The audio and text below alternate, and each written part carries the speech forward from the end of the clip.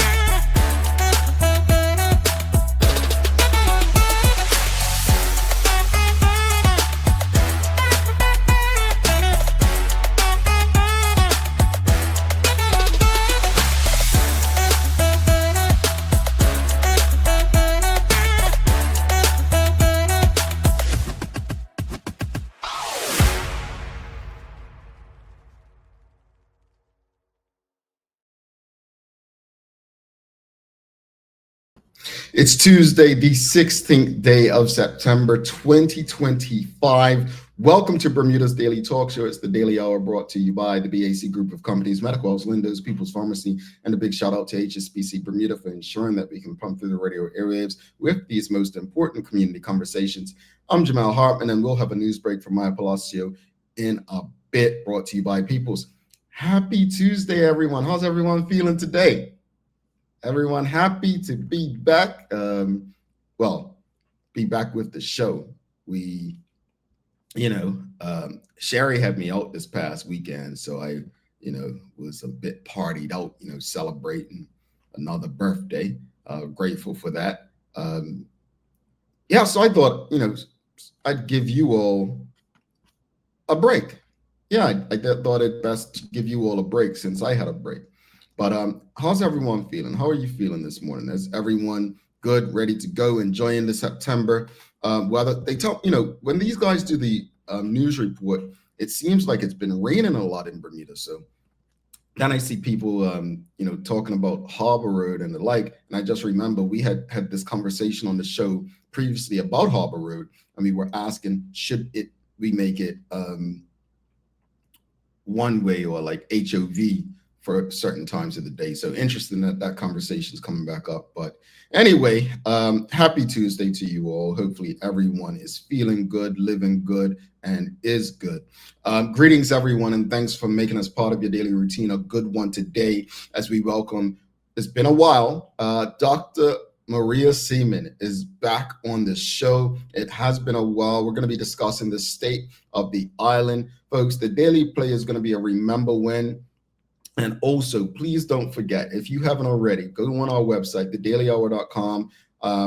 Make sure you subscribe and also follow us on all of our social media channels to stay up to date with all that we have going on. Help us grow beyond the mic as we do our part to continue to improve our community. All right, let's jump into today's conversation. So, folks, a lot of people sent me some things this weekend about a Facebook post that was made. And we'll get into that. But Suzanne Ingham says, super awesome Tuesday, Jamal and Maya. I missed you. It was 3 whole days without TDH. It was torture. Sheesh. Jamal, I did not need a break, but I understand you and Sherry needed the break. No, I needed it. Sherry hasn't shown up to work in a while. But I appreciate you, Suzanne. Question of the morning is I guess the question is, would you pay $3,500 or more a month for a resort-style apartment in Bermuda, right? That's one question. And what does seeing listings like this make you think about Bermuda? And you may be saying, listings like what? Well, folks, for those who are watching, you can see that a property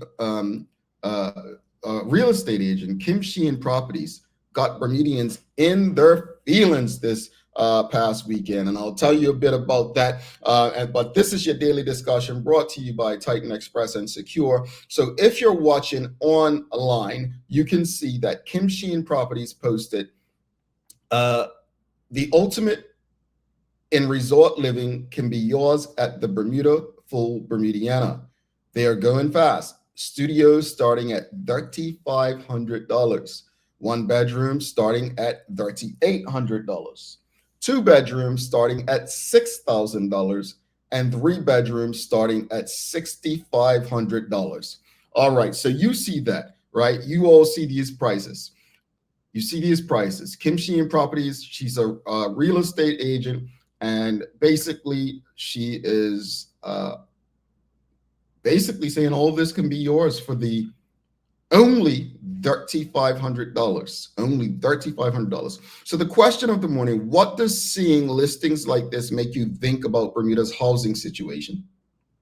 What does it make you feel and think? And what would you pay $3,500 or more a month for resort style apartment in Bermuda? Would you pay $3,500 or more for a resort style apartment in Bermuda? Now, whether you have the money to do it or not, would you pay it? That's the question. What are your thoughts? Again, audience, if you've just tuned in, questions of the morning: what does seeing listings like this make you think about Bermuda's housing situation? And would you pay $3,500 or more for a resort style apartment in Bermuda? According to Kim Sheehan Properties, the ultimate in resort living can be yours at the Bermudaful Bermudiana. They are going fast. Yeah, they are going fast. That's quite the sales pitch. They are going fast. But studios are starting at $3,500. One bedroom, $3,800. Two bedrooms, $6,000. Three bedrooms starting at $6,500. Folks, what are your thoughts on all of this? How does that make you feel as a Bermudian? How does that make you feel? Let's go to the audience. Kenton Trott says, "Good morning, TDH family." He says, "With those $3,500 apartments, you can only have a bike, no assessment number for a car." Oh, I didn't know that part. Really? So basically, based on that, it would mean that it's either for expats or single people who don't want families. That's what I mean, I'm genuinely asking, but would that be the assumption? Suzanne Ingham says, absolutely not. Absolutely not. That would mean a big pay raise. Do you think they'll give that? Folks, I know we had the Minister of Economy and Labor on last week. So I've lived in 7 states now, 7 states. And one of the things that I do is I traditionally go back and look at the prices of apartments that I've stayed in over the last, say, 20 years. And when I moved into my current apartment last year, when I was living in New York, I was right downtown Brooklyn on the Brooklyn Bridge. And I had a studio, a little box studio. And at the time, we're talking 2012, that studio was $2,255. And when I moved here last year, I said, let me see what the cost of this studio is in New York right now. And the cost of the studio was $1,000 more, 32 something. And I asked myself, how is it possible without a crazy sacrifice? Meaning, when I say sacrifice, and this is not said in disrespect or disregard to anyone's culture, ethnicity, way of saving or building wealth. But how is it possible for a young person to get started on their own? Now, I've said on this show previously and many times that young people need to stay at home as long as possible. That's what I did. That was a way of life before. Black families in particular need to stop pushing their children out. Like, you know, if they can follow your rules and respect the house, allow them to build wealth, help them invest and save, and let's build together like that. That's how we did it before. But you know how life goes sometimes. Everything we did before is not looked at as or cherished like it once was. But I say this with a humble heart and love as well. The only way to fight back against this economy is through family and community. And that's going to require sacrifice on our part. Are we able and willing to sacrifice to be able to purchase our own or have our own? I don't want to say that these prices are ridiculous. I don't want to say that they're bad, because to each their own. If people are there to purchase them, then I'm all for it. I'm going to be honest with you, because, you know, these people will have the means to pump money into the economy. But at some point, we have to ask ourselves, is all the money in the world worth everything else? Let's go to the audience. What does seeing listings like this make you think about Bermuda's housing situation? And would you pay $3,500 or more for a resort style apartment in Bermuda? Well, Dr. Anthony Richardson says, no, that's utterly insane. These prices are geared towards overseas renters or buyers. No Bermudians. Stunning. Ms. Alan Kate Horton says, at those prices, they are not for the average Bermudian families. Kia Renee BDA says, no way.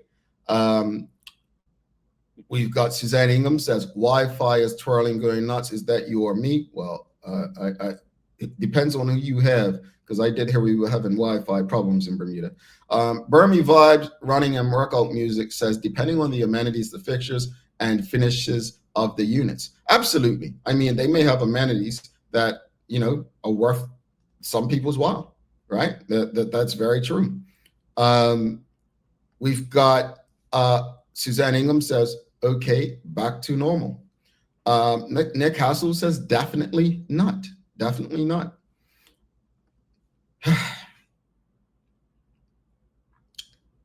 I don't know, man. I honestly don't know. I try not to be overly critical of things that I don't completely understand. And I don't understand real estate. All I know, you know, is I pay rent. I pay rent, right? And what I do know is that there are certain rents that I will not pay. There are certain things that I can't afford to pay. You know, I had a rule that, and I don't know if this is a standard rule or I just had this rule that my rent will not be more than 1 week's pay, or my mortgage won't be more than 1 week's pay. Well, that had to go out the window because things just started getting out of hand, right? I'll read it from the side, it's very long. Janice Battersby says, I can't believe the rents charged today and would love to hear their justifications for it. On the other hand, in my days of paying rent, I have followed after tenants who literally trashed the apartments, and I even remember negotiating a lower first month's rent if I cleaned the place up. So this may also be a way for landlords to ensure that the tenant will be respectful. I'm not saying that it's right, but it may be a way of desperation. You know, I think the justification, and in fairness to the Minister of Housing, Zandy Silva, he spoke about the banks. You know, we love to, and I've said it on the show before, right? We love to speak about landlords as if they're the bad people, but most landlords, if they have a mortgage, who are they paying? Who is charging them the rate, right? And we have to have that conversation. I'm grateful that HSBC has had the courage and the relationship with us to have one come on and discuss how they're trying to help Bermudians with mortgages. But I absolutely agree that a conversation needs to be had regarding the banks. This is the landlords. Let's be very clear about this. And this is not disrespect. I mean, those who will be offended. But folks, if you have a mortgage, you don't own the house. You don't own the building. You don't. You are a renter for a certain amount of time. If they can still take that from you, if you miss a payment, you don't own it. That's the reality. And that's something that we've not been taught to believe or understand. And so as long as a bank owns you, you have to do what you can. I mean, let's say you lose your job, because jobs are not guaranteed. Let's say your company goes belly up. The revenue is not guaranteed. Let's go back to the audience. Again, audience, we're talking about, and for those streaming, I'll put it back on the screen. There was a post shared on Facebook by Kim Sheen Properties that says the ultimate in resort living can be yours at the Bermudiana. They are going fast. Studios starting at $3,500. One bedroom at $3,800. A two bedroom at $6,000, and a three bedrooms starting at $6,500. Let's go to the audience and see what you all think.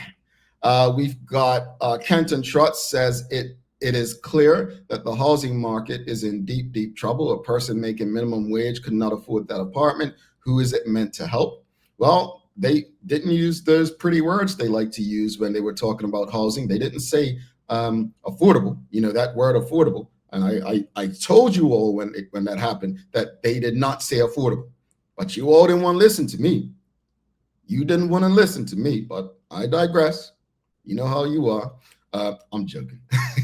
When A. Crockle says $3,500 per month for a studio is not sustainable for the average Bermudian, resort style or not, it's not for us. And how does that make you all feel about it not being for us? How does that make you feel? Because I've said on this show that we definitely need people in Bermuda, but there has to be a balance. We spoke to the Minister of Economy and Labor last week about, we've got a lot of, and I'm going to use the word qualified Bermudians working outside of Bermuda throughout the world. So when we speak about getting people in Bermuda, there are a lot of qualified. I just saw on LinkedIn another Bermudian moving from London to Dubai. And I've seen some moving from Canada over into certain parts of Asia to work. We need a serious plan to drive Bermudians back to Bermuda. But $3,500 per month isn't going to do it. It's not. We've got WKD Lama says, not for me, but there's a market for these properties. And I think that's the concern. Who's the market? Is that market going to be sustainable for Bermuda long term? That's the question as well. Is the market going to be sustainable? Alan Kate Horton says, perhaps there's an effort to regain all the money spent in that place. Remember, this is the third do-over.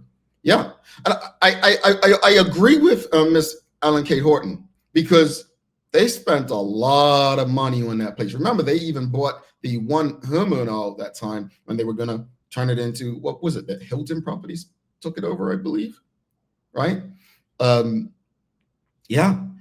Charles H. Jefferson II, he says, with Bermuda's minimum wage set at $17.13, that means that someone making minimum wage is only likely making $2,740 per month. Not enough to rent one of these. Sad state, in my opinion. Okay. Tanya Cheeseman says $3,500 for a studio. Nope. This is why you are seeing our young people leaving Bermuda. Okay. Dr. Anthony Richardson says, are these prices priced this high to help pay off government debt? If so, they need to be honest about what's behind the pricing. Yeah, I think that goes along with what Ms. Ellen Kate Horton said. Cherie Dill, I'll read it from the sites a lot. She says, I assume they are targeted to executive and guest workers, which by directing them there can make more available in other areas to general population.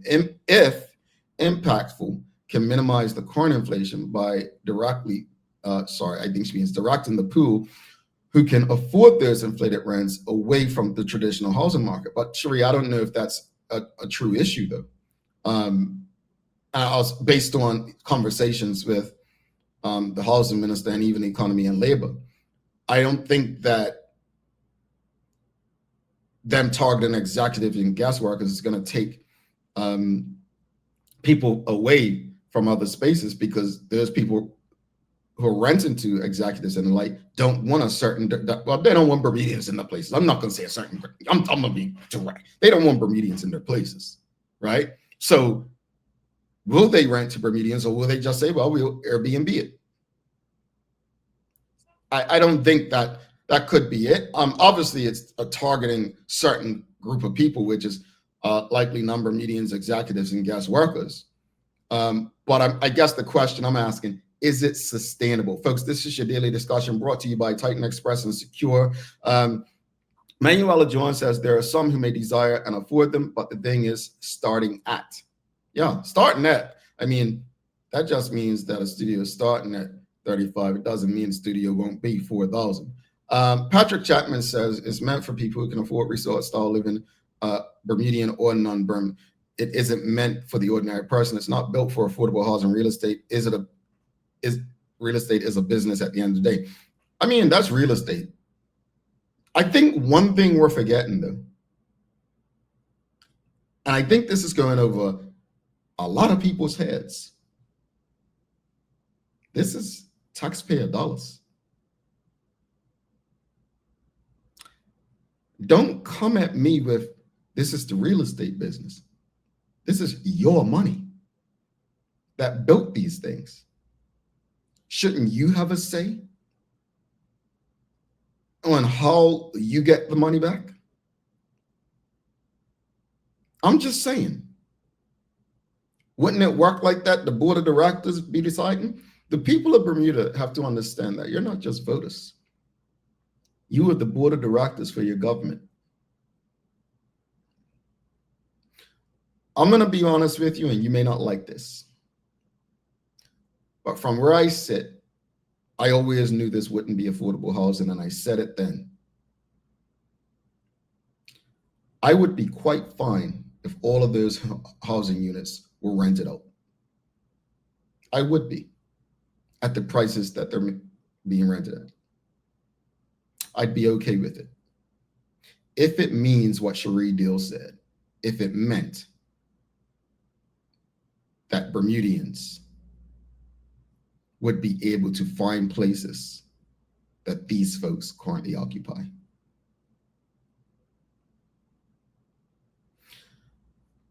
Folks, we're going to pay some love and respect to Titan Express and Secure. But before we do that, we are going to read Charles H. Jefferson II. He says, basic economics tells us that this will increase the cost of other properties on island.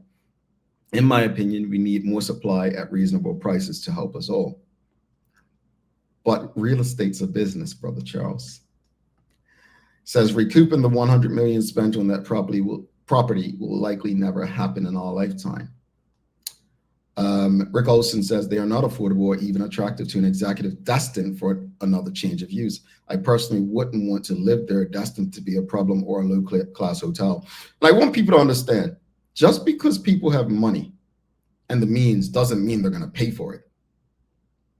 Bermuda as a tourism destination is way more expensive than a lot of other places. People don't want something just because it costs more. They want something because it has more value. People want value. And I hope that really hits home. Folks, we've got to go to our daily discussion. Do not forget, after the news break, we'll have Dr. Maria Seaman returning to the show. We've got a conversation to have about the state of Bermuda, and I am looking forward to it because you know Dr. Seaman is a straight, and no, I shouldn't say she's a straight talker. We're too delicate to use the other word. The Daily Discussion is brought to you by Titan Express and Secure. Visit TitanEXBDA.com, your leading tour and transport provider specializing in Black History tours throughout the island. And SecureBDA.com for all your property management, waste management, residential, and commercial trucking needs.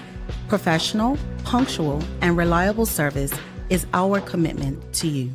I just want to say there were some young folks, Bermudians, on Twitter X complaining about Caitlin Bob coverage this weekend.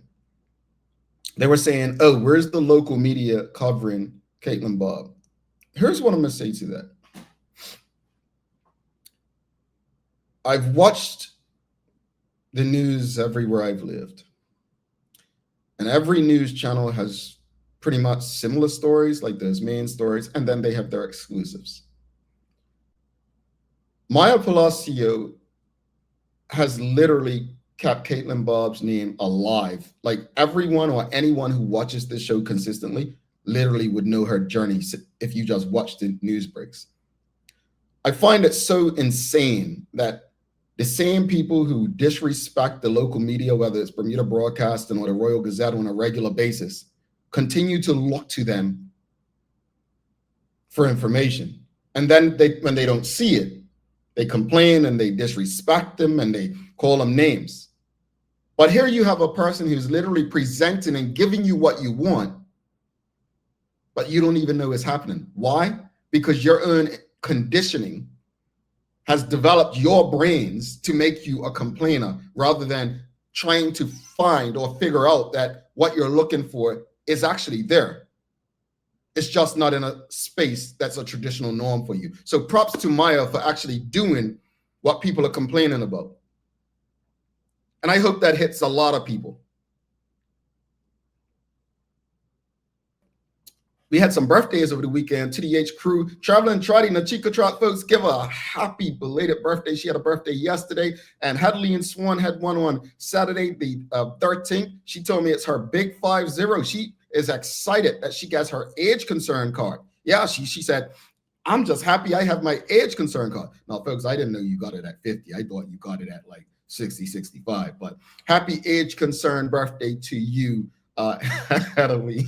Let's take a quick commercial break. We'll be back after this break with Dr. Maria Seaman. We'll see you on the other side. In the meantime, whatever platform you're on, Facebook, YouTube, Twitter X, LinkedIn, or Instagram, give us a like, love, thumbs up. Make sure you follow and subscribe. Stick with us. People's ACW, located at King Edward VII Memorial Hospital, carries over-the-counter medicines, toys, cards, and even toiletries. Our knowledgeable staff are there whether you're at emergency, visiting family, or a member of BHB staff, to show you our best even when you're feeling your worst. People's ACW, we're here for you.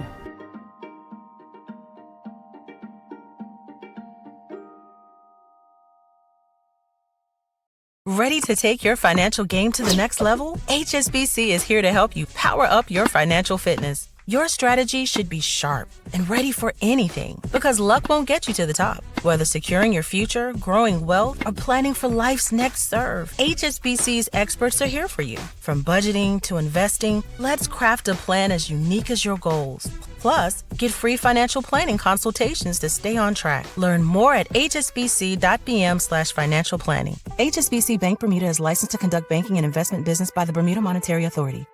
Take a look at our workwear for construction workers and tradesmen. Durable, stretchable in all the right places, and plenty of options for tools and accessories. Paired with our wide range of tough and comfortable footwear, you can't go wrong. As you can see, Medical House really is a one-stop shop for everybody. We can't wait to see you. See it all at our new expanded location on Bakery Lane. Discover Drop It, your go-to grocery delivery.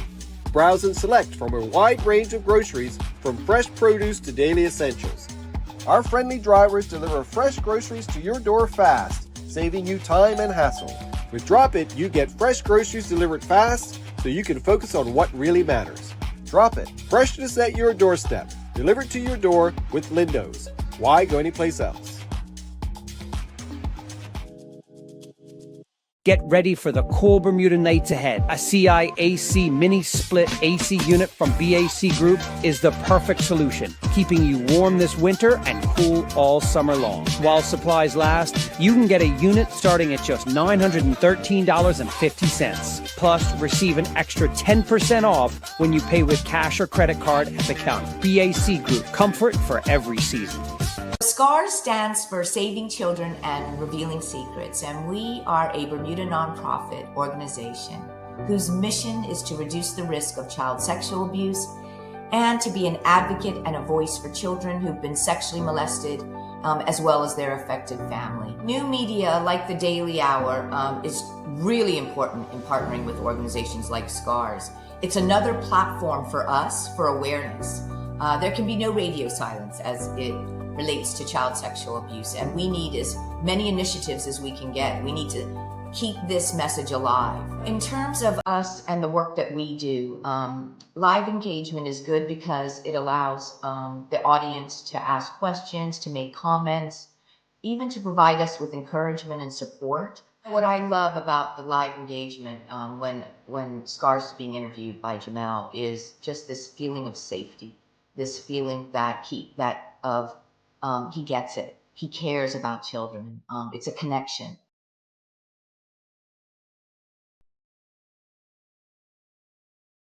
Welcome back to the big show. Jamal Hartman here. It's the Daily Hour, brought to you by the BAC Group of Companies, Medical House Lenders, People's Pharmacy, and a big shout out to HSBC Bermuda for ensuring that we can pump through the radio areas with these most important community conversations. Folks, please don't forget to subscribe on our website. Follow us on all of our social media channels to stay up to date with all that we have going on. Help us grow beyond the mic as we do our part to continue to improve our community. Folks, if you're on Facebook, LinkedIn, YouTube, Twitter X, or Instagram, please ensure or help us beat the algorithms. Give us a like, love, follow, share the link with your friends, your family, your colleagues. But we have a very special guest. It has been quite a while since we've had Dr. Maria Seaman on. And just last month, we were talking about, we had a broad daylight double murder on Court Street.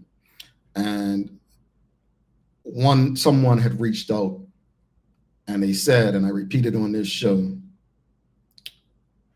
Dr. Seaman was right. And it hit me because you go back and you start to think about some of the things that she's written. I'm going back to Bermuda Sundays, folks, right? Some of the things she said, and it's nothing wrong with disagreeing with people, but I guarantee you, if we done more listening, we probably don't disagree with people on everything. But because we disagree with them on something, we feel like we can't listen to anything else that they say. If you remember what I said last week, I said I love to go into spaces where people think differently from me. I really do. I've been the fly in the milk in so many spaces in these United States of America, and I've been okay with that, because I love to understand those who think and live differently from me. In a community as small as Bermuda, you would think we wouldn't even have issues with that. But without further ado, let's please give a warm TDH welcome to Dr. Maria Seaman. Greetings, Pastor. Hey, God bless you there, Jamal. God bless you and your viewing audience. God bless, and good morning, everyone. Good morning to you. Good morning. First off, before we jump into anything, I've got to ask you, guacamole. You like guacamole? Especially during the Daniel fast. I make it. Okay. So yeah. I don't know if Pastor Seaman knows this. I do the Daniel fast every January. Us too. Yeah. I've been doing it since 2008. Yeah, when Destiny Praise came to Bermuda. Come on, sir. Yes, sir. I've spoken about it on this show. Every year we've done this show about it, but it's it takes a lot of discipline and prayer, but it's tough. But as you do it annually, not to get off track, audience, but as you do it, you just realize that if you can get through that discipline-wise, you could pretty much do anything you want in life. But the Daniel fast is, I've actually just eaten avocado. I've never thought to do guacamole, and now I'm gonna learn how to make it. I'll learn how to make it. Do you have a good recipe, Pastor? YouTube has a lot. Yes, I do. I'm in university. I'm always in cooking school university. All right. YouTube helped me a lot during the pandemic. Before we get into it, I also want to send, because I remember, was it last year, we may have reached out to you to come on, and you said, you don't have time right now, something to the effect that you were taking care of your mom, and your mom has since gone on. Just on behalf of everyone here, just want to send you a sincere love and comfort for the loss of your mom. But before we get into today's conversation about the state of Bermuda, speak about the impact that your mom had on you. Mom, tremendous. Shout out Allison. I know you're watching. She taught me from my youth, Maria, at age 10, 11, never change who you are to be accepted by people. Have always remembered that. Also, it was my mom who on a Monday morning led me in prayer to become a Christian at age 6.5, 7. And so major, I still am recovering and I look forward to seeing her one day. That's my hope. Tremendous. She shaped my life. Both parents, my mom especially, I'll say that. Indeed. Thank you for sharing that, Pastor Seaman. So let's get into today's conversation. The state of Bermuda, as I mentioned prior to you coming on just now, we've had some things that have happened in this country that over the years, and I know I'm aging people when I went back to Bermuda's Sun, your writings then, but on the surface, how would you describe the moral and social climate of our island right now, and what concerns you most? I would say, and thank you for this invite. Let me say that also, we are children, and I say we because I always want to include myself. We're lost. We're struggling for an identity. I would say we're in an identity crisis. And because of that, you're either going to spring into more of a crisis or you're going to find, I'm going to say it already, Christ. You're going to find some grounding. Right now, morally, not a brain scientist to understand we are in trouble. Until we trouble the trouble, trouble's going to keep on troubling us. There must be conversation. We must go into, as you spoke of, those dark areas we don't like to deal with and confess that we have gone wrong. Our families, we're going to have to talk about that. What is a family? You know, I listened as you talked about the renting place, the resort. Well, we're looking for residential. They're offering resort. And that's basically the picture of Bermuda. We're trying to be a family, but we want to be like the world. Bermuda is unique. I continue to say it. We are too tiny to act like everybody else. But no, we want to be everybody else. So you know what we got? Confusion like everyone else. It seems, and you've said in your writings over the years as well, that you believe that some of the problems we face is because we've moved away from the church per se. Why do you believe people seem to have moved away from religion over the years? And what impact do you believe that plays in what we're currently experiencing in Bermuda? Thank you for the question. First of all, I believe that before people, the church moved from who she should be. All right. The church changed up her standards, you know, said, oh, let's dummy things down. Let's not have that same expectation. And when you do that, you lose the strength of who you are. In 1987, I began teaching at what was then Warwick Secondary. And I said to myself in 1987, Maria, you're going to teach these children like they are at the Berkeley Institute. I don't care where you teach. That's going to be who you are. In other words, I'm going to set the bar because I believe everybody can reach it. That's got to be my attitude. But what we've done is we've lowered the bar in the church. Attitude, dress, preaching, expectation. We've lowered the bar. And so now we cannot make that difference. When something is black and white, you can see the difference, black and white. When you start meandering into the shades of gray, well, that's a bit of a muddy area. So I believe that when the church became quieter, let's talk about that too, became quieter, then her voice is not going to be as impactful. Well, that means then the public is not hearing who she is, who 40 years ago, 25 years ago, you know, Bermuda Sun, who she should be. It's a 30-year process. I thought about it, where the church has become more silent. I heard recently one of the leaders, and I can name it because it was public, Bishop Vernon G. Lamb, much respect to you, sir. He talked about the day during Goodwin C. Smith himself, Bishop Malcolm Eve, and Bishop Neville Smith. Well, we don't have that now. So you cannot expect the same impact in society. Where are the voices? Where are the men? I speak. What's she speaking for? Oh, that woman. Well, speak, man. Then I can go back to YouTube, Cooking University, and play with my new baby grandchild. Hello, somebody. Well, so and I completely get you, because with all that's going on in Bermuda, you've had people for years who have said, well, it's time for the church to speak up and get from behind the pulpit and get in the streets and so on. And I remember, forgive me for this, but you and I had conversation, and I thought it was annoying when you would actually come and speak. I did.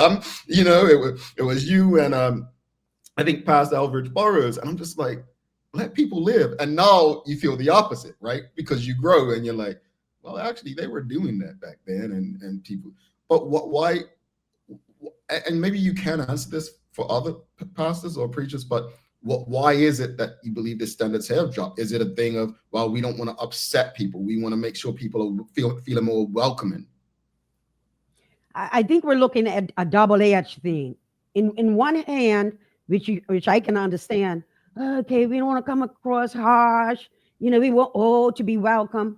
On the other hand, let's be real, churches are a business, can be a business. If I speak out too much, I'm going to hit this family, I'm going to hurt this family. Good grief. You take out one family member, 12 of them are going to leave. That's money leaving.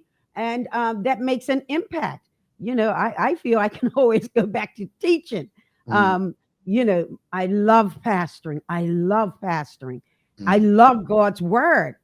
And I believe, and this is the irony that baffles me, that a church that is called to operate by faith, the unseen, and believe that God is going to keep us no matter what.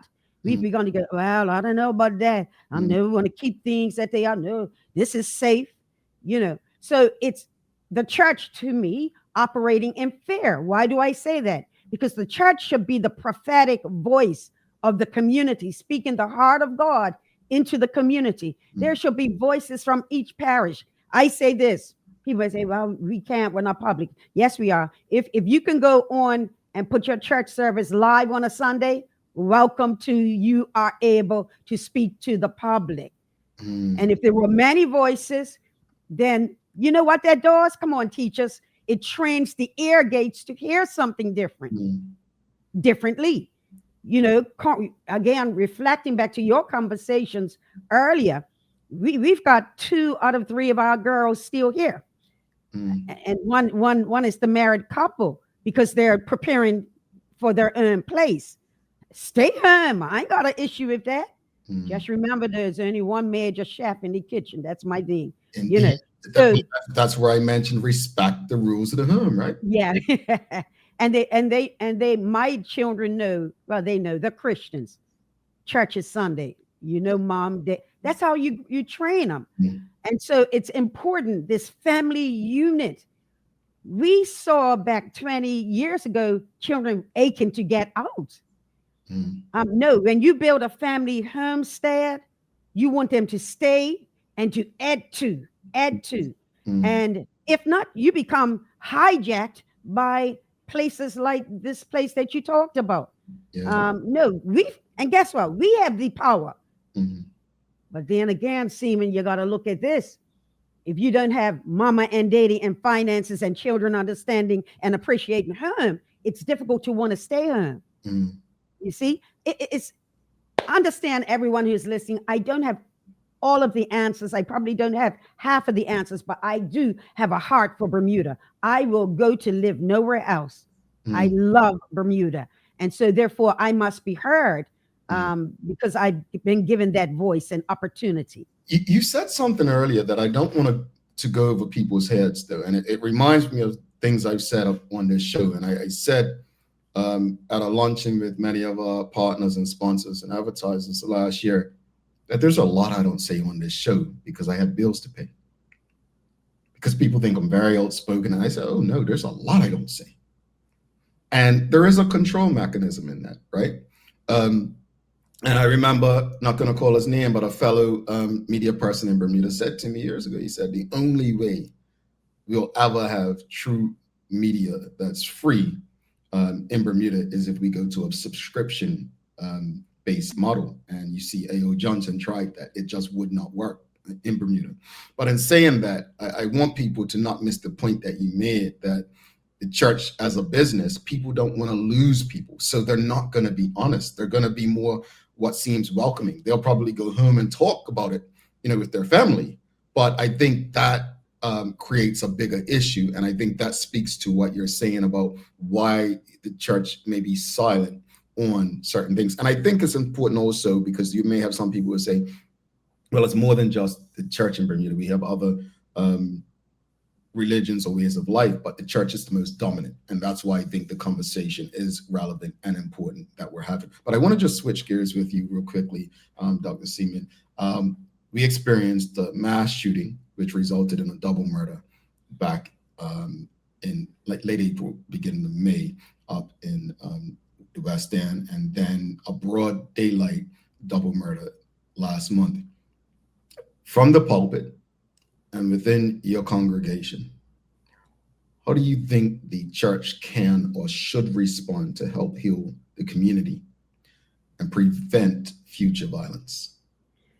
So let me say this. Let me go back to a point here first and then springboard to what you said. Church leaders, pastors, we are to hear God by the Spirit, right? When you hear God by the Spirit, there are certain words you speak. A spirit, let's describe it as this. I'm a scientist. Let's describe it as a sound wave. Now, if pastors are hearing God by the Spirit and there's a sound wave, this sound wave then covers the atmosphere of Bermuda, meaning it's the training. Go in the home now. The sound wave is the voice of the mother, the father. What's happening is, and I did speak to the church. I speak concerning public issues. Certainly our family, we speak to it. And here's one of the things I said. I said, no, this is the family chat. Shout out to the family chat.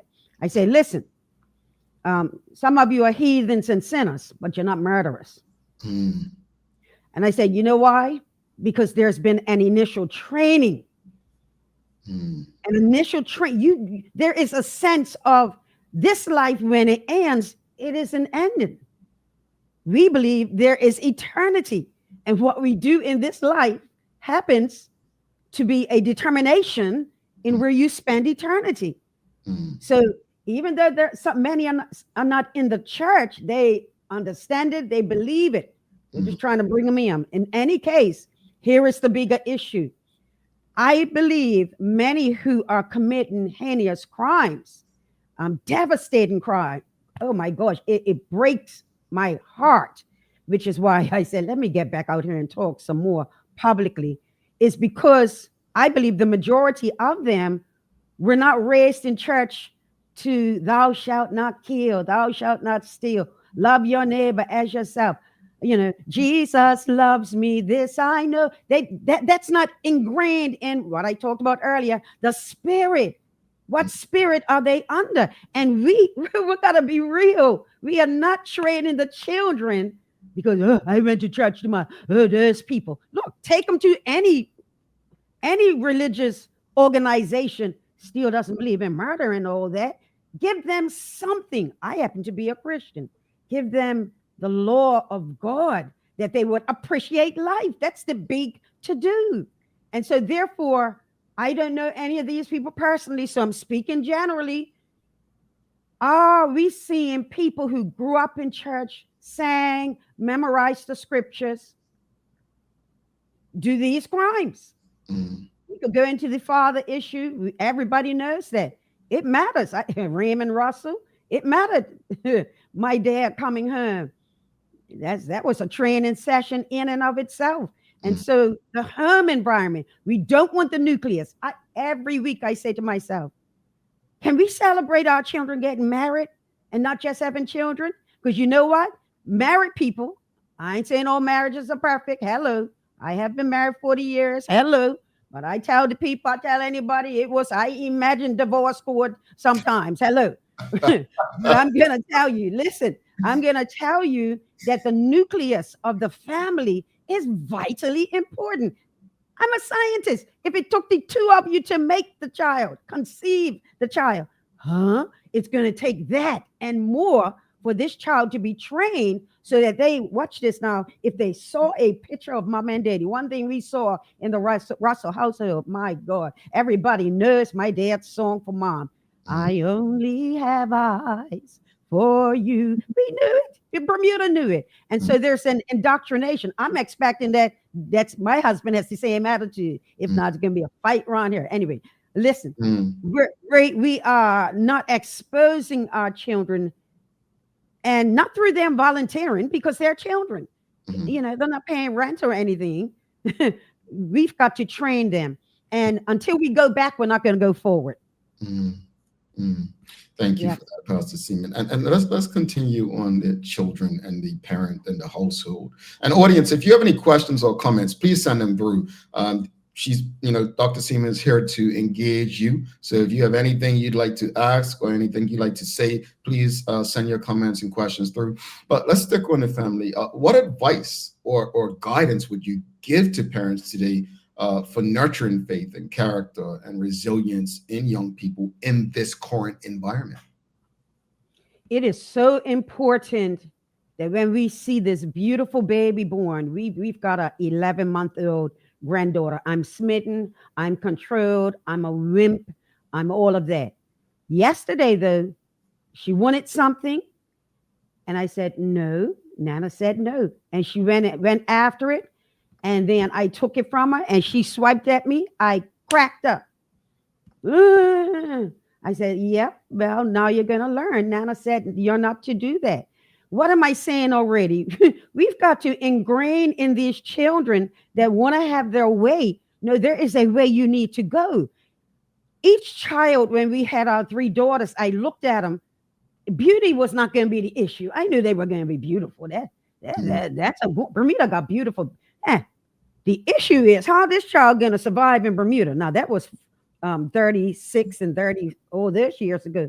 And I had to say in my head, Maria, you got to train this child to success. If not, we will, coming back now, we're in 2025, we will be eaten alive by everybody else who sees Bermuda as a paradise. And we're seen as, I got to escape the prison. Hello, somebody. Why is Bermuda a paradise for all these people and a prison we have to escape? We've neglected our families. We've neglected to discipline our children. We've neglected to support teachers in the schools when our children needed discipline.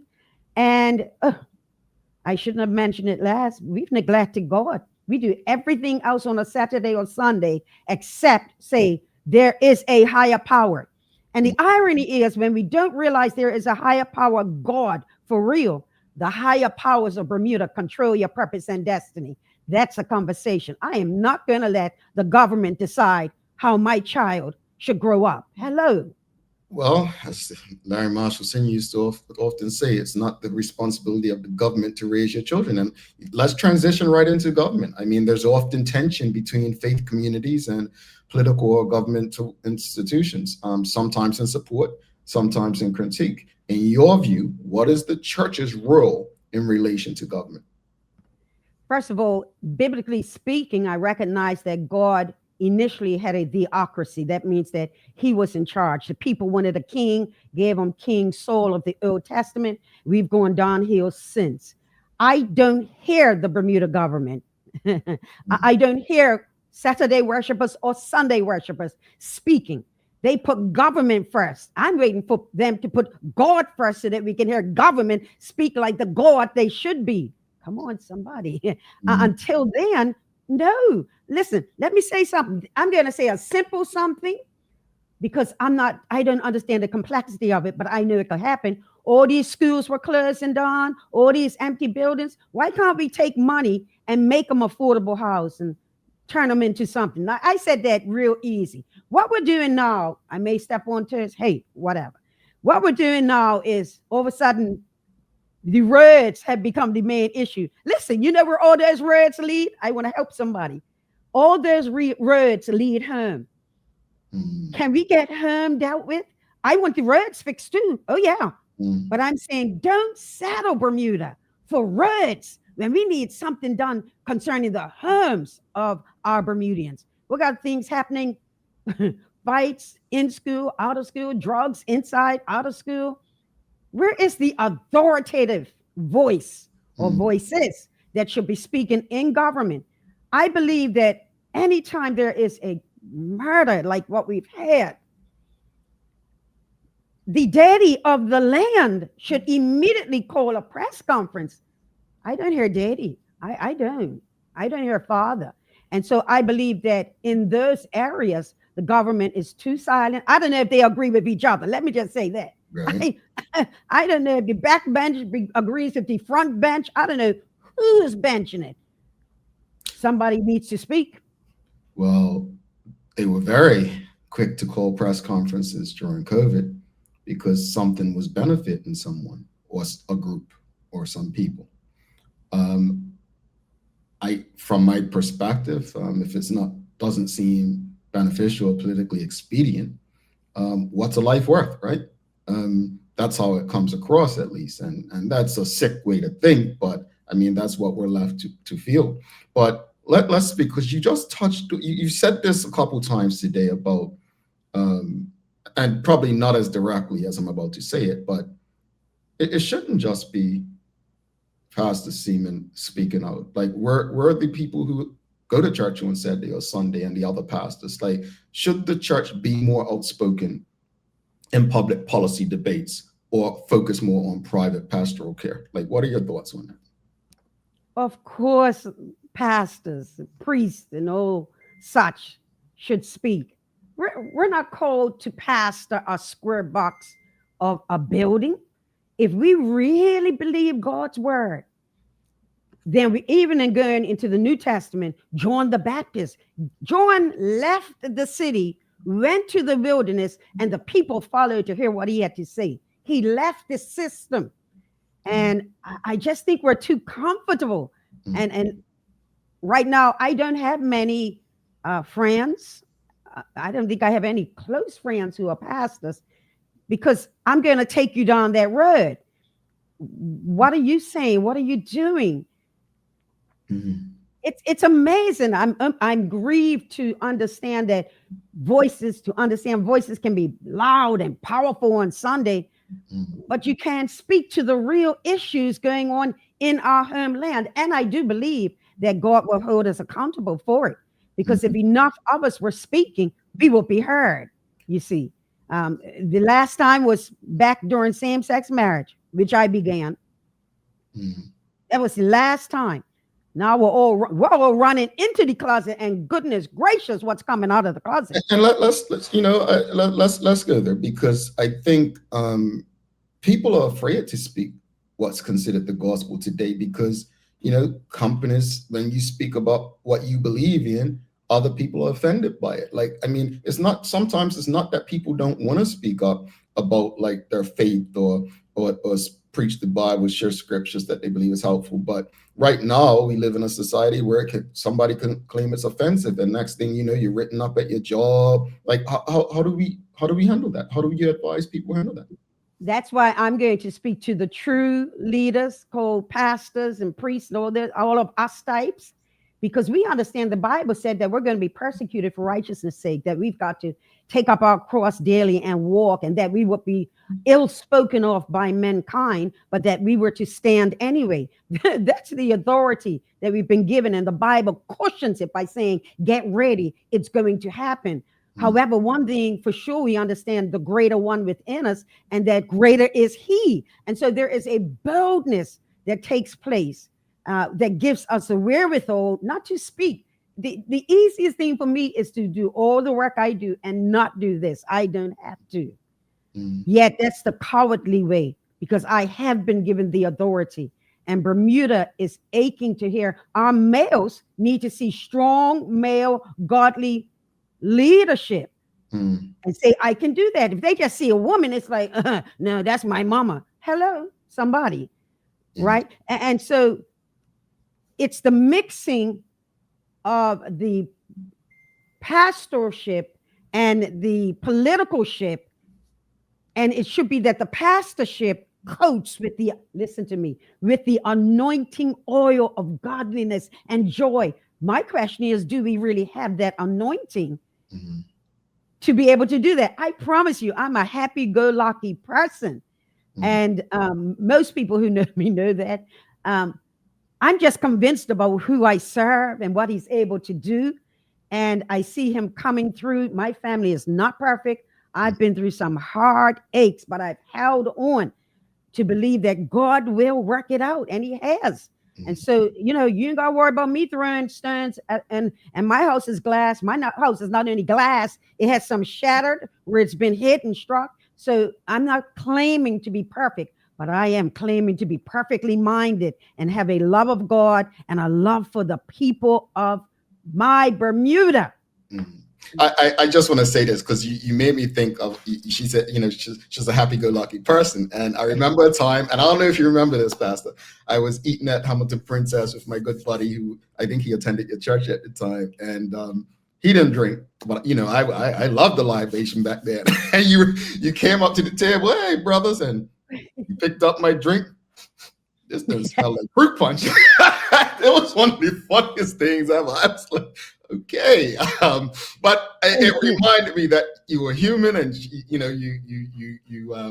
what people read of you and they hear you is this serious person. But I think it's serious in your belief and serious where you stand. And I got called grumpy a lot from how I stand on my principles and the like. And people who get to know me, they may still think that, but they understand that I love to have fun. I'm a joker and so on. But I think it's important to have conversations with people, and that's why I appreciate this show, because we're going to go to the audience now, and quite a few people have comments or questions for you. But that's why I appreciate it, because they get to directly ask you questions you can answer, and they may feel differently or feel the same, but having that direct access probably helps you build a better understanding rather than just, what, she said this on the news, I'm done with it, or social media posts.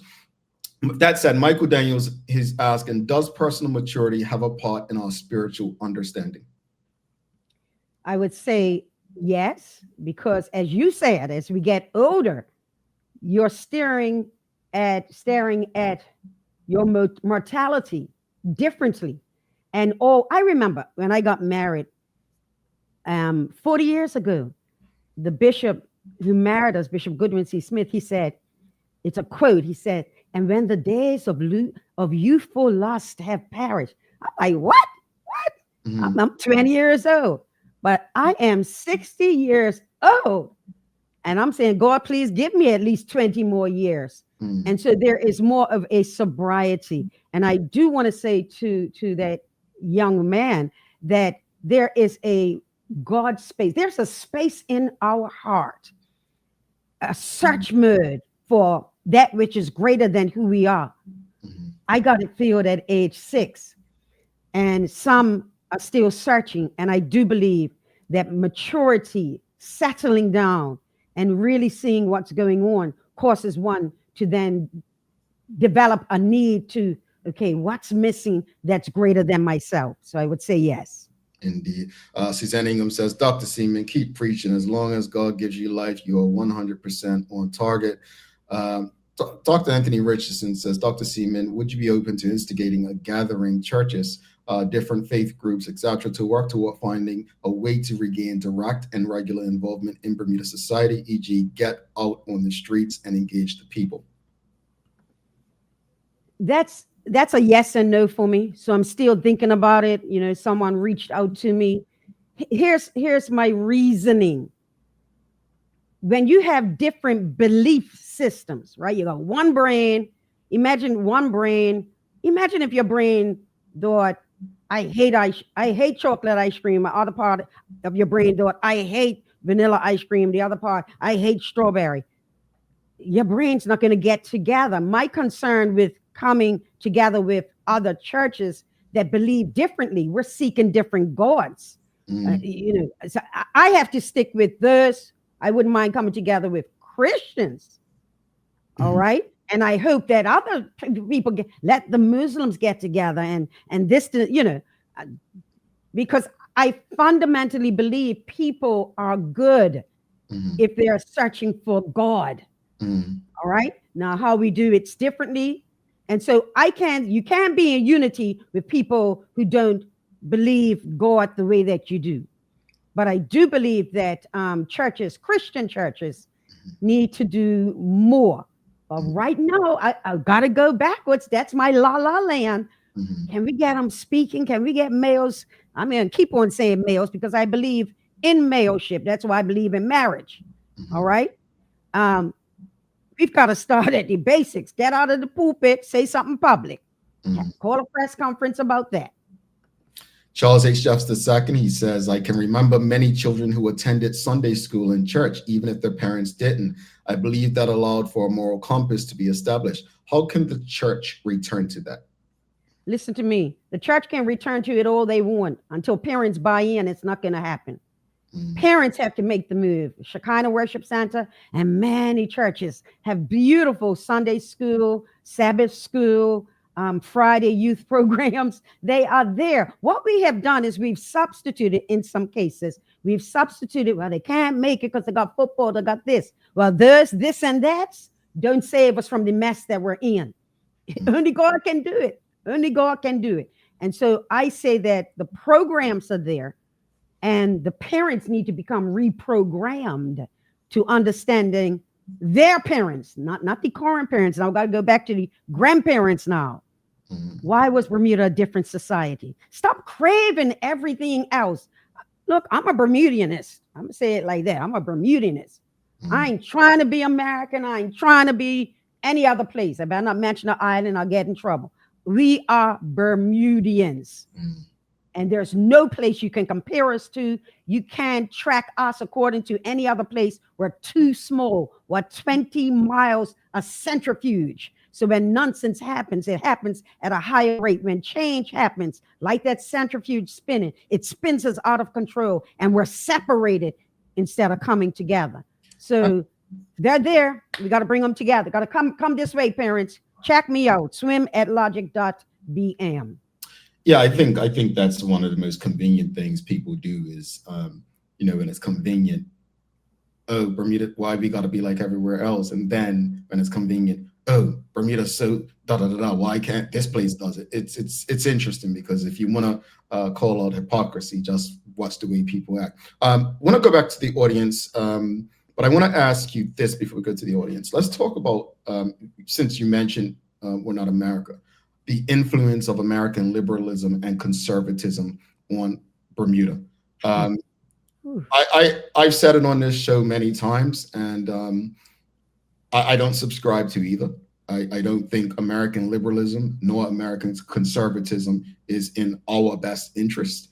And that's not to say that both are bad. But as you just said, Bermuda is very different.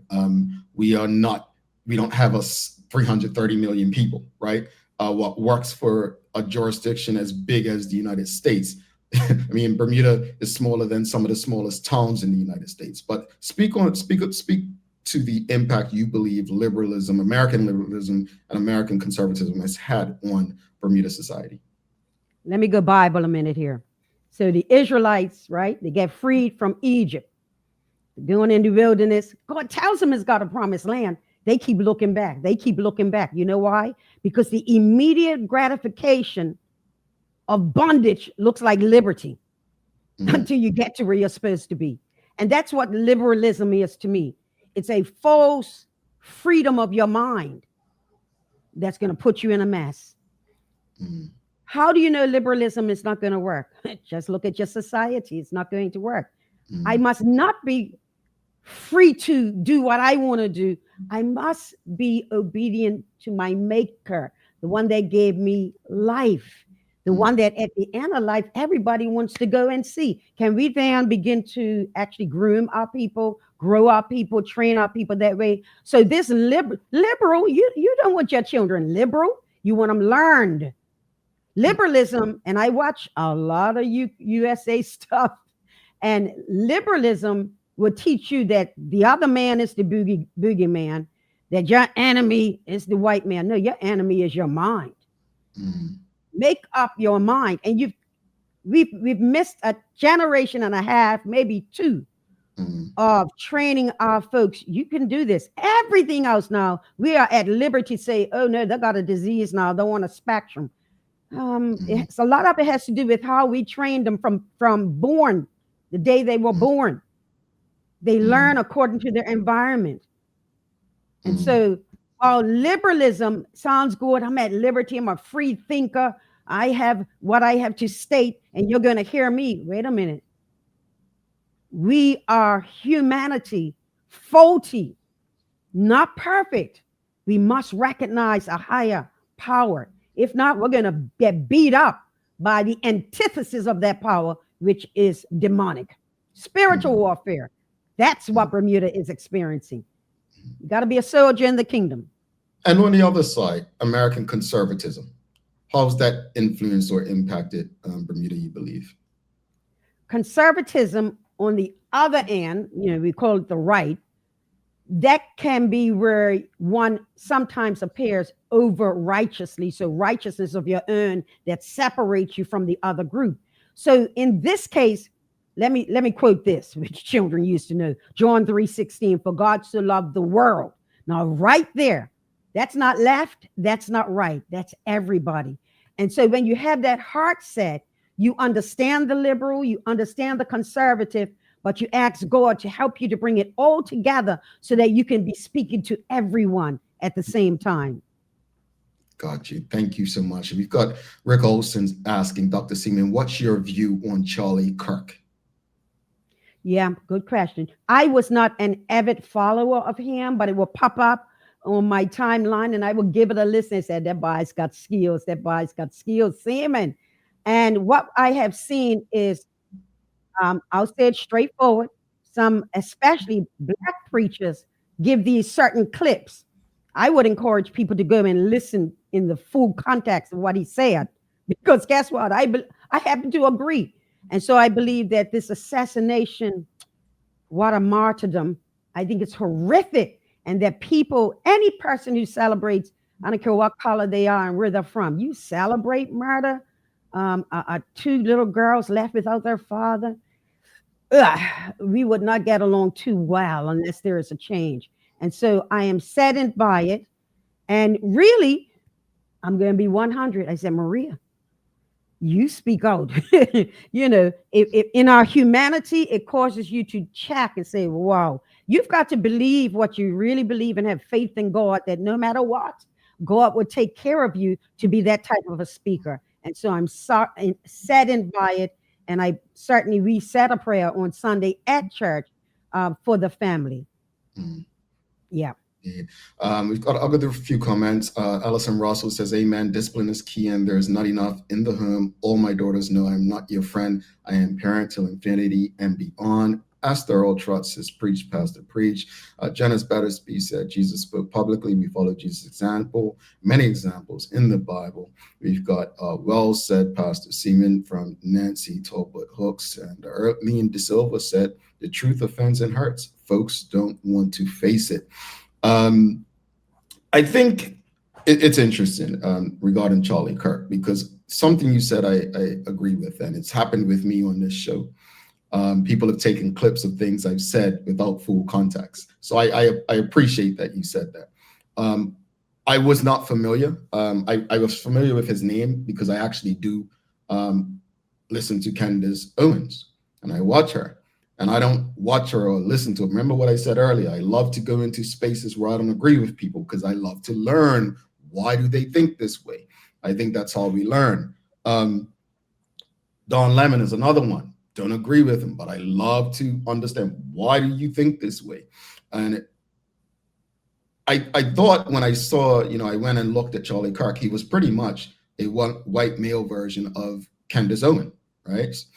Candace Owens, very outspoken, very conservative, believes in the family, challenges LGBT. Something that I think seems to bother people, though, Pastor Seaman, when it comes to the Candace Owens and the Charlie Kirks, and even yourself, is that they believe that things you say incite violence or your discrimination against certain groups incite. And I'll look at this. Carolyn even says Jesus did not sow division. They're divisive and the like. What do you say to that? Because some of the stuff that they do say does seem divisive. You said just now that, and you gave reason for it, but someone may take it as it's divisive. You said, you do believe all who believe in a higher power are good people, but no, the Muslims can work with the Muslims, we'll work with the Christians. Speak to those who will say, well, that's divisive, it's rhetoric, it's not helpful. We have to be truthful. Why would I work with somebody and I don't believe what they stand for? That's a lie. So right there, I have to say that. I forget the front part of what you were saying. So in division, let's deal with that. I want people to read the New Testament. Jesus came, called out the Pharisees, scribes, and called them vipers and graves that look pretty on the outside, but they're full of rotten burns. Just because we, as a parent, I call out the wrong in my children, they would call me divisive too. Well, 10, 15 years later, I love you, Mom. Right. So it's when you stand for something, you're always going to be accused of being a divisive person. If you are a change agent, even on a job, you are divisive. You divide the leaders, the CEOs, from the employees, from the cleaners. It's easy to say that, but however, until one has a conversation and a sit down, sometimes face to face, you really don't understand that person and where they're coming from. It's always going to seem divisive when it strikes at your heart, something you've always believed. I happen to understand that. I like people to like me. I've been saying this for the last couple of weeks. People hate me, but they love me and they like me. Hate means I can't stand your purpose and what you're saying, but I know you're a nice person. That's who I am. I stand for what I believe. I always want to be known for speaking the truth, no matter what. And so it's not divisiveness.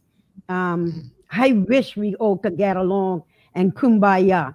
But then that would be like, I wish everybody could go and rent those resort places. No, it's going to be divisive, folks.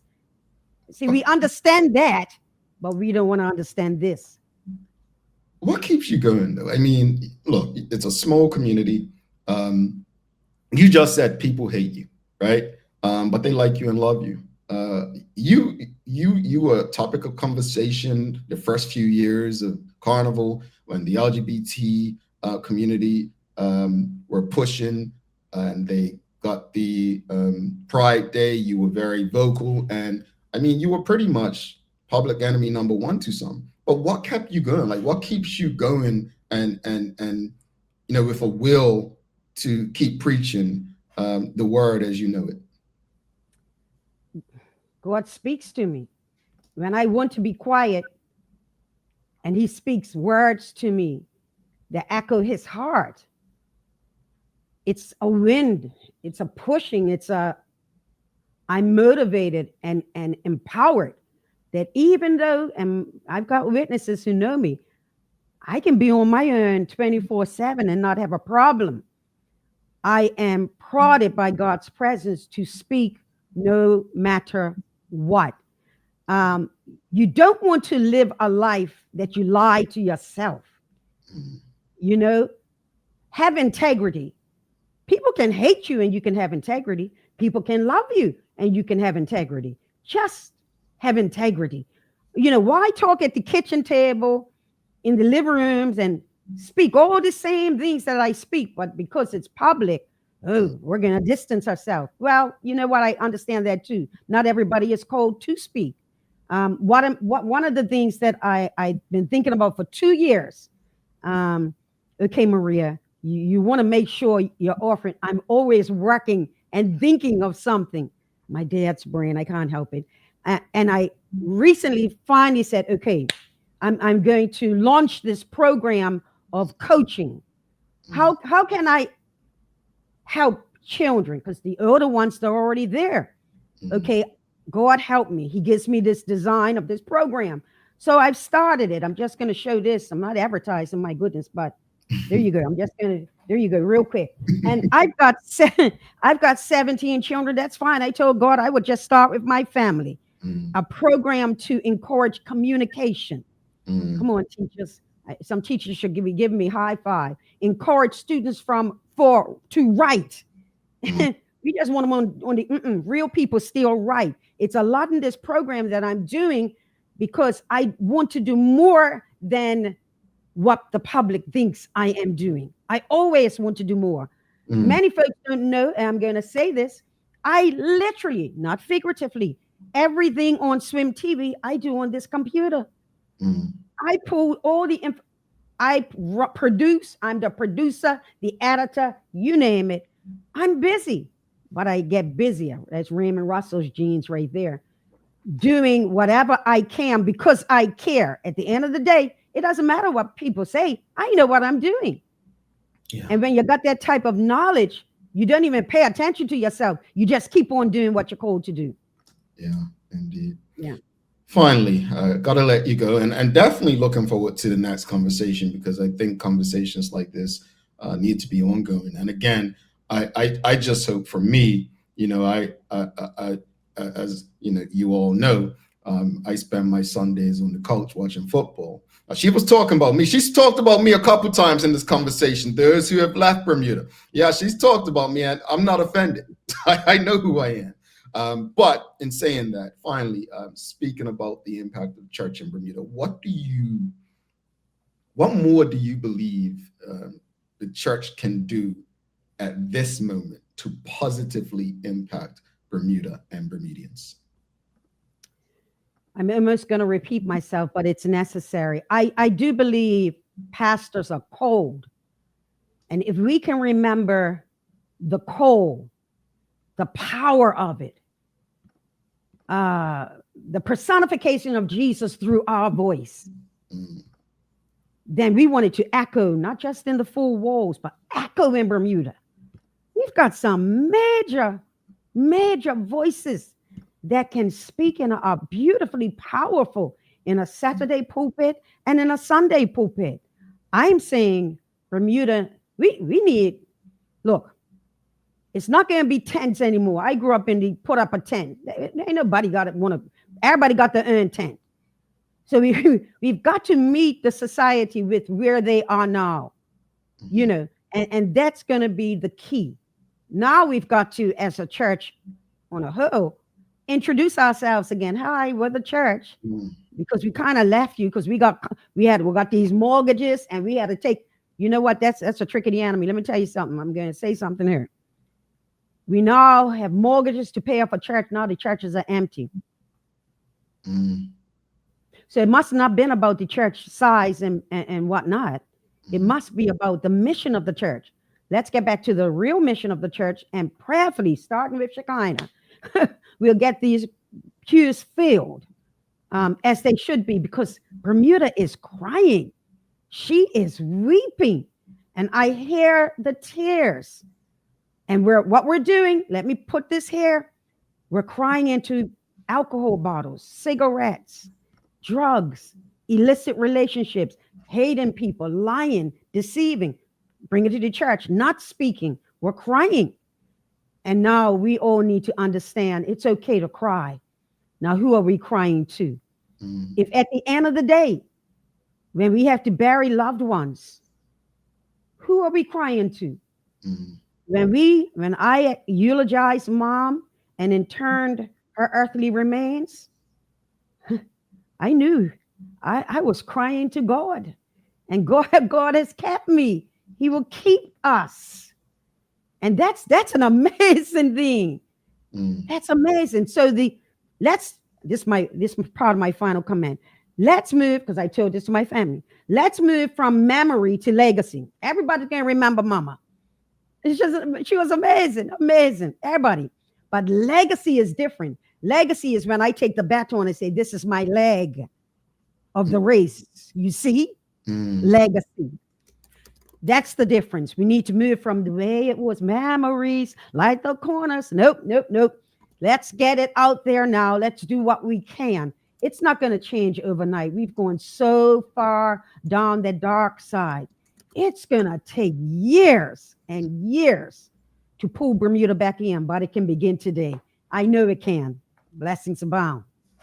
Dr. Seaman, thank you so much for your time. Thank you for coming to engage. Suzanne Ingham's already saying, please come back again soon, Pastor Seaman. We'll be in touch. Thank you. Have a wonderful day. Thank you. We'll talk soon. All right. God bless. Thanks, everybody. Blessings abound. Dr. Maria Seaman, folks, if you appreciated that conversation wherever you are streaming, Facebook, LinkedIn, Instagram, Twitter, X, or YouTube, give us a thumbs up, a love, a like. We're going to take our final break, and we'll come back after this. We've got a daily play for you don't want to miss. And also, I'll give my final thoughts on the discussion and the conversation with Dr. Maria Seaman. Did you know 3 out of 4 people say that they have a good understanding of life insurance? But do they really? When asked how much the yearly cost would be for a 20-year, $250,000 level term life insurance policy for a healthy 30-year-old, 80% overestimated the cost by 5 times the amount. Ready for this? The true cost for that policy is about $220 a year. That's as little as 66 cents a day, or $20 a month. So let's put this into perspective. Compared to other monthly costs, isn't getting life insurance a no-brainer? If you can trim back on some of these expenses just a little bit, it will allow you to dedicate the savings toward an affordable life insurance policy. Contact one of our life insurance agents today to find the right policy for you. Dreaming of expanding your business? With BDC's Loan Guarantee Program, we support your ambitions. Get up to 75% guarantee on bank or credit union loans up to $300,000. Just your vision and our support. Apply today and unlock new business opportunities. BDC, Bermuda Business starts here. Looking for the best care for your pets? Novazok Feed and Supply has everything you need, from top quality foods to toys and supplies. We've got it all. Join our frequent buyer program and earn rewards every time you shop. Plus, we've been awarded the Clever Customer Initiative program for helping you save more. And don't forget, we open an hour early on Saturdays so you can get a head start on your pet care. Visit us today or shop online for easy pickup or delivery. Your pets will thank you. PALS is a cancer care charity. We started 45 years ago. What started as a charity with a half-time nurse, and basically just assisting patients going home from the hospital, but patients dying at home. We now, 45 years later, have 6 nurses, a social worker, and a palliative care physician. I know a lot of people that watch the Daily Hour every day, so it's just educational. It helps you know more about specific charities or specific organizations, and kind of get the nitty-gritty as opposed to just seeing a flyer on social media or just hearing or seeing a commercial. I think it's more beneficial. Like if I'm on the radio or on TV, I'm just like telling you what I think you want to know, but you might have specific questions that I can answer directly. I think it's much better having the live engagement.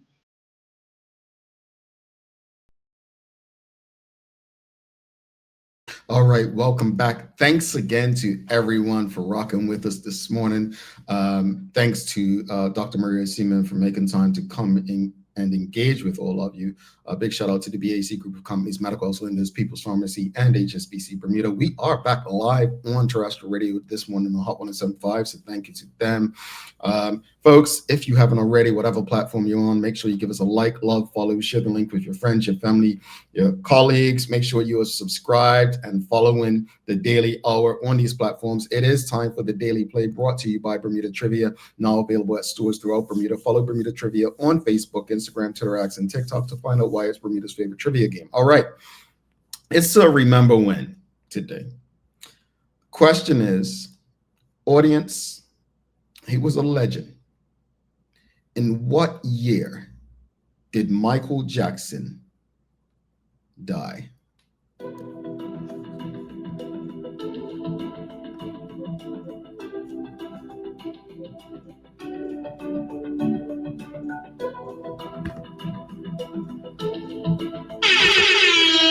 All right. Cena Trot got it first, 2009. Sheldon Fox, 09. Tanya Cheeseman, 09. Close. Kathy Dell, Here to Remain, 2005, but no, 2009. The reason I asked that question, I switched it up due to something Dr. Seaman said. She spoke about legacy. And I'll touch on that in the Daily Inspiration in a few. But I feel like both conversations were tied to one another regarding the rent situation in Bermuda. Bermuda has a very unbalanced society.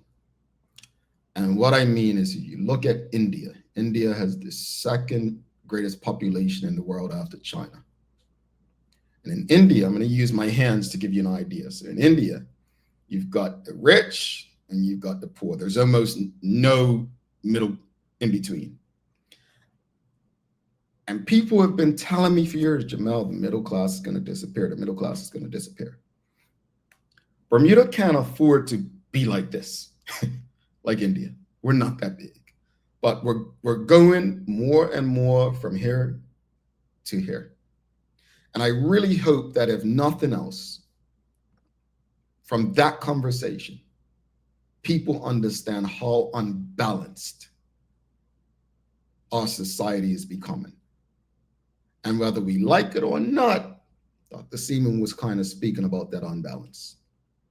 And again, you know, I'm not offended by anything she said. I appreciate that we can have a conversation that we did. Quite a few things that she said make a lot of sense. And we may not agree on the church or religion. I mean, all of us who are tuned in, we may not agree. But you can't deny one thing. You can't deny something.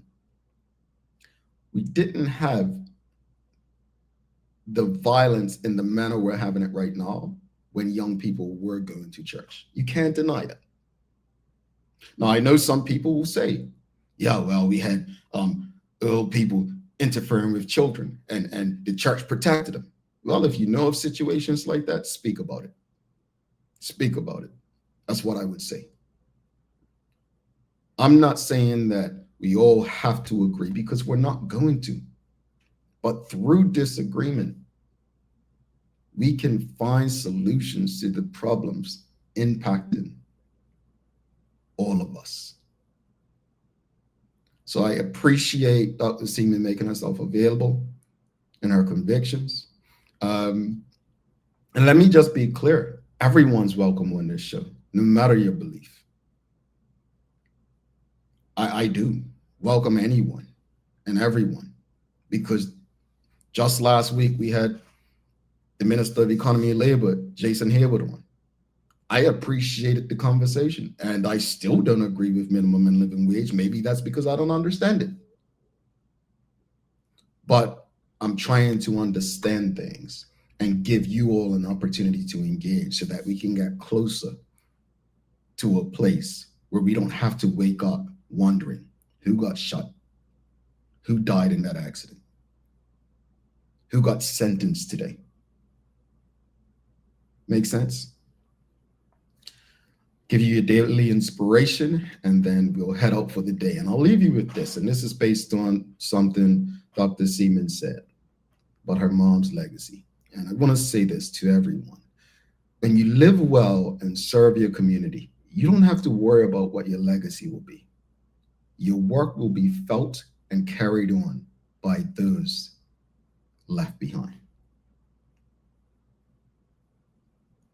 Folks, please don't forget to subscribe on our website. Follow us on all of our social media channels to stay up to date with all that we have going on. Help us grow beyond the mic as we do our part to continue to serve, improve our community. Thanks again to our partners, the BAC Group of Companies, Medical House, Lindo's, People's Pharmacy, and a big shout out to HSBC Bermuda for ensuring that we're able to pump through the radio airwaves on Hot 107.5 with these most important community conversations. As always, we appreciate you, we love you, and we thank you for making us part of your daily routine. If all goes well, we'll be back to do this again with you tomorrow. I'm Jamal Hartman. Please do make it a safe and a great day. We are Izelle. Peace.